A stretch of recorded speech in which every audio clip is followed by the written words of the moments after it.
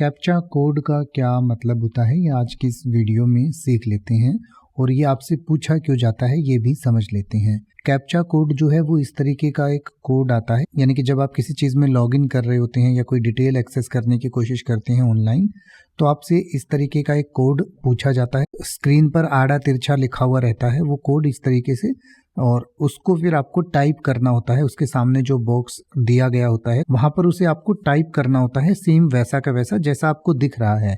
तो कई बार आप सोचते होंगे कि जब सामने ही लिखा है तो मुझसे ये टाइप क्यों करवा रहे हैं। इसको टाइप इसलिए करवाया जाता है कि ये जो कोड है ये इस तरीके से लिखा हुआ होता है कि कोई रोबोट इसको नहीं समझ सके, और आप एक ह्यूमन है, इस चीज़ की वेरिफिकेशन हो जाती है। यानी कि कई बार क्या होता है कि कुछ वेबसाइट्स पर रोबोट या कंप्यूटर से ही लोग एक्सेस करने की कोशिश करते हैं, यानी कि दूसरे कंप्यूटर ही एक्सेस करने की कोशिश करते हैं, जिन्हें बोट्स कहा जाता है टेक्निकल लैंग्वेज में।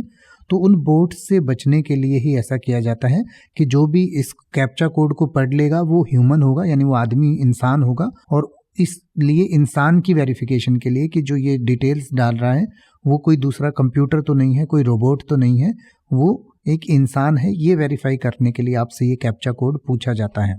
अब आप ऐसे ही किसी भी वर्ड का मतलब हिंदी और इंग्लिश में YouTube पर सर्च कर सकते हैं। आपको मेरी वीडियो मिल जाएगी जिसमें आप बिना किसी फालतू बकवास के सीधा उस वर्ड का मतलब समझ पाएंगे। तो ऐसी ही वीडियोस को देखते रहने के लिए चैनल को सब्सक्राइब करें और बेल आइकन को प्रेस करें।